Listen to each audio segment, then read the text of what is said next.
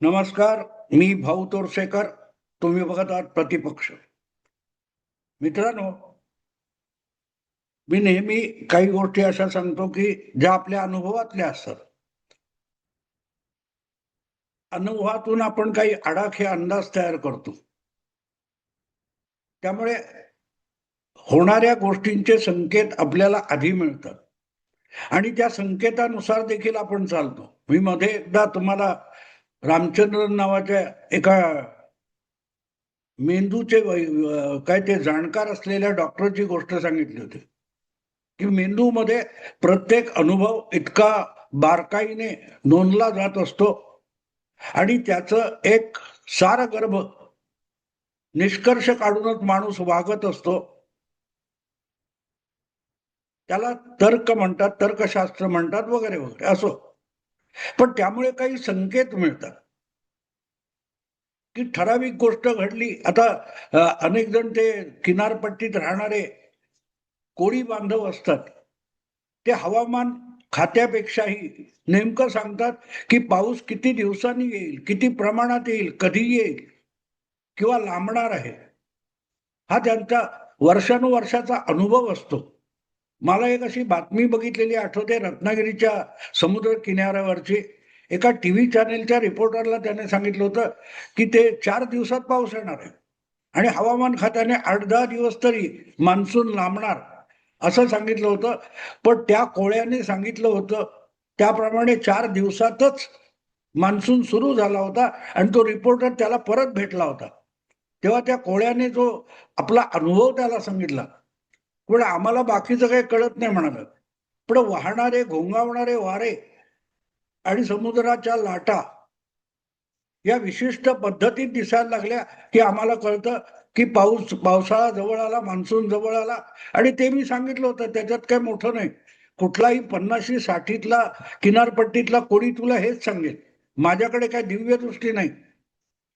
तर त्याला तर्कशास्त्र किंवा संकेत किंवा आपला एक आपण प्रत्येक जणाने काढलेला आयुष्यातला एक निष्कर्ष असतो, आधार असतो आणि त्या आधारावर आपल्या थिअरीज तयार होत असतात. तुम्ही म्हणाल की देवाभाऊ नुसती बातमी बघूनच सुखावले, याच्यात हे तर्कशास्त्र वगैरे कुठून आलं?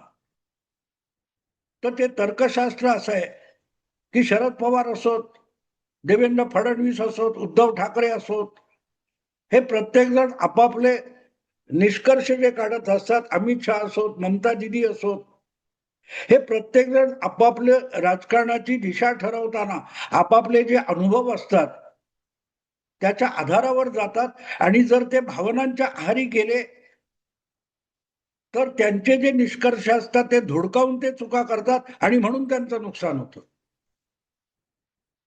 त्यामुळे हे जे संकेत मिळत असतात, आपण म्हणतो संकेत म्हणजे काय असतं? तुमच्या तर्कबुद्धीला काही गोष्टी कळतात, त्या दिसत नसतात, दूर असतात, कुठेतरी येत असतात. तुम्हाला आठवतंय आता बंगाल वगैरेच्या निवडणुका होत असताना किंवा त्याच्या आधी बिहारच्या निवडणुका होत असताना मी असाच एक व्हिडिओ केला होता, जो प्राध्यापक प्रोफेसर योगेंद्र यादव यांच्या संबंधातला होता. की योगेंद्र यादव यांनी एखादं राजकीय भाकीत केलं की 100% त्याच्या उलट घडतं. हे गेल्या 10-12 वर्षातल्या अनुभवातून मी ठरवलेलं आहे की योगेंद्र यादव जेव्हा भरभरून एखाद्या पक्षाला पाठिंबा देतो तेव्हा त्या पक्षाचा घात झाल्याशिवाय राहत नाही. हे गेल्या 10-12 वर्षातल्या घटना आपल्याला सांगतात. हरियाणामध्ये काँग्रेसची हवा आहे. काँग्रेस की आंधी आएगी, शायद सुनामी आएगी. हे ज्यावेळेला त्यांनी म्हटलं होतं तेव्हा मी नेमकं उलट सांगत होतो की भाजप तिसऱ्यांदा हरियाणा जिंकेल. त्याच्यात जे काय माझं राजकीय अक्कल असेल, अनुभव असेल, त्यामधलं एक कारण योगेंद्र यादव हे होतं. योगेंद्र यादव हा वातकुक्कुट आहे. हवा कुठल्या दिशेने वाहते त्याच्या उलट नाव योगेंद्र यादव घेतात की आपल्याला खरी दिशा कळते. योगेंद्र यादव म्हटलं की काँग्रेसची हवा आहे की समजायचं काँग्रेसचा बट्ट्याबोळ होणार आहे आणि तो झाला. तो महाराष्ट्रात झाला, तो दिल्लीत झाला, तो बिहारमध्ये झाला आणि तो बंगालमध्ये झाला. या पाचही निवडणुकांसाठी निवडणुकीच्या पूर्वी महिनाभर, 1.5 महिना, 4 दिवस, 8 दिवस मतमोजणी पूर्वीपर्यंत योगेंद्र यादव यांचे आडाखे तुम्ही बघा,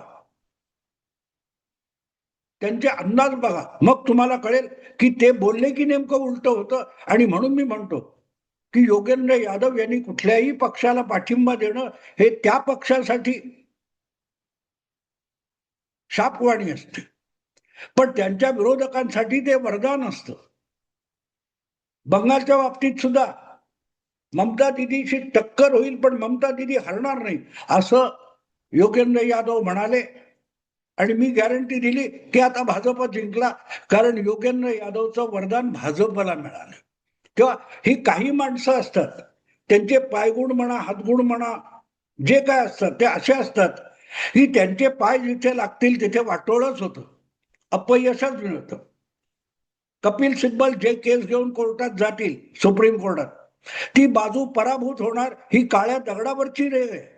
अभिषेक मनु सिंघवी आणि कपिल सिब्बल या दोन सुप्रीम कोर्टातल्या दिग्गज वकिलांची गेल्या 10-12 वर्षातली ही ख्याती आहे की त्यांनी ज्याची बाजू लढवायला घेतली तो केस कोर्टामध्ये हरणार, ही काळ्या दगडावरची रेघ आहे.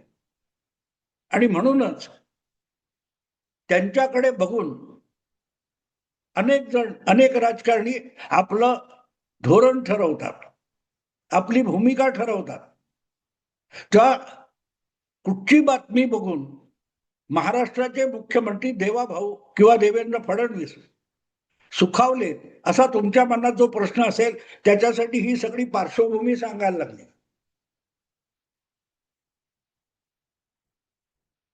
कॉक्रोच जनता पार्टी नावाचा जो तमाशा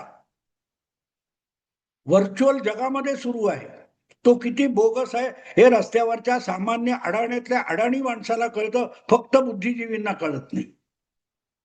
स्वतःला राजकारणाचे अभ्यासक वगैरे म्हणवणारे आहेत, जे गेल्या 1.5-2 वर्षामध्ये सातत्याने तोंडघशी पडलेले आहेत, त्यांना त्या अभिजित दिपकेची जी कल्पना जगतातली कॉक्रोच जनता पार्टी आहे तिच्याकडून भाजपचं सिंहासन गदगदा हलवलं जाणार अशी रोजच्या रोज स्वप्न पडत आहेत. आणि मग तो दिल्लीला आला, जंतर मंतरवर त्याच्यासाठी लाखोची गर्दी झाली, ही स्वप्न सुद्धा अशा लोकांनी बघितली, पण वास्तवात 1000 लोक आलेले नव्हते. नंतर तो काय त्याच्या गावी पोहोचला मराठवाड्यात. आणि आता काल परवा पुण्याच्या सावित्रीबाई फुले विद्यापीठामध्ये त्याच्या वतीने जे काय आंदोलन करण्यात आलं, धर्मेंद्र प्रधान शिक्षण मंत्री त्याच्या राजीनाम्यासाठी, तिथे 2 माणसं अशी आली होती, सतत त्या अभिजित दिपके बरोबर दिसत होती. ती माणसं अभिजित दिपके बरोबर आणि कॉक्रोच आंदोलनाच्या मंचावर दिसली आणि मुख्यमंत्री देवेंद्र फडणवीस सुखावले अशी मला आतल्या गोटातून मिळालेली बातमी खोटी नाही, सूत्रांकडून वगैरे असं खोटं बोलत नाही मी. मला फडणवीसांच्या जवळच्या काही लोकांकडून कळलं की सावित्रीबाई फुले विद्यापीठाच्या आवारामध्ये जे कॉक्रोच आंदोलन झालं त्याच्या मंचावर अशी 2 माणसं होती की त्यांना बघून फडणवीस सुखावले. त्यांना कॉक्रोच जनता पार्टीची चिंताच करायची गरज नाही असं वाटलं. आणि ती 2 माणसं होती, प्रख्यात वकील की कुख्यात वकील, जे फक्त न्यूज चॅनेलवर असतात, बातम्यांमध्ये असतात, कोर्टामध्ये नसतात, असे अतिशय नावाजलेले वकील की ज्यांचे प्रत्येक अंदाज आडाखेत चुकतात, ते आहेत असीम सरोदे. आणि दुसरे कायम रडगाणं गाणारे बुद्धिजीवी सामाजिक कार्यकर्ते विशंबर चौधरी. ही 2 माणसं अभिजित दिपकेच्या आसपास मंचावर दिसली. अभिजित दिपकेच्या आंदोलनाला भरघोस पाठिंबा द्यायला आली आणि त्याचं चित्रण जेव्हा टीव्हीच्या स्क्रीनवर दिसलं तेव्हा देवेंद्र फडणवीस सुखावले, निर्धास्त झाले की हे जे काय कॉक्रोच आंदोलन चालणार आहे ते चालू द्यायला, त्याचं कुठे अडवणूक करायची नाही, त्याला रोखायचं नाही, ठोकायचं नाही. का ज्या वेळेला असीम सरोदे आणि विशंबर चौधरी या आंदोलनात सहभागी झालेत तेव्हा त्या आंदोलनाचा बट्ट्याबोळ होणार, बोजवारा उडणार, ते लवकरच निष्प्रभ आणि निष्क्रिय होऊन जाणार याविषयी देवेंद्र फडणवीसांच्या मनात तिळमात्र शंका उरली नाही. ते सुखावले, हे आंदोलन बघून सुखावले. कुठचाही सत्ताधारी आंदोलन, संघर्षात्मक आंदोलन, निदर्शनं बघून थोडा चिंतेत पडतो.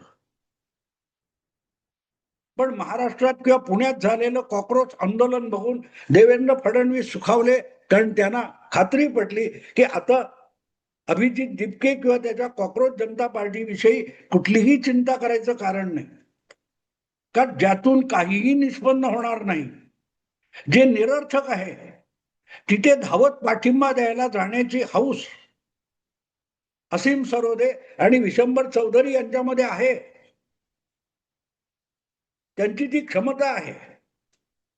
एखाद्या नाकर्त्या निकम्या गोष्टी शोधून तिथे दौडत धावत जाऊन पाठिंबा देणं, हे कौशल्य आत्मसात केलेली ही महाराष्ट्रातली दोन दिग्गज माणसं आहेत की त्यांची हजेरी दिसली की आपण समजायचं की त्यांनी पाठिंबा दिला ना, मग त्यातून काही निष्पन्न होणार नाही. त्यांचं आंदोलन निरुपद्रवी असणार किंवा निरुपद्रवी आंदोलन आहे, त्यातच ही माणसं जातात. त्या निमित्ताने आपल्यावर कॅमेऱ्याचा झोत, प्रसिद्धीचा झोत पाडून घेतात आणि मग विसरून जातात कोण झुरळ होतो, कोण ढेकूण होतो, कोण उंदीर होतात. असो, पण या दोघांची कॉक्रोच आंदोलनामधली उपस्थिती बघून देवेंद्र फडणवीस सुखावलेत, हे त्यांच्या निकटवर्ती माणसाकडून कळलेली मला बातमी आहे, ती तुमच्यापर्यंत पोहोचवली. आवडली लाईक करा, शेअर करा आणि प्रतिपक्षाला सबस्क्राईब करा. नमस्कार.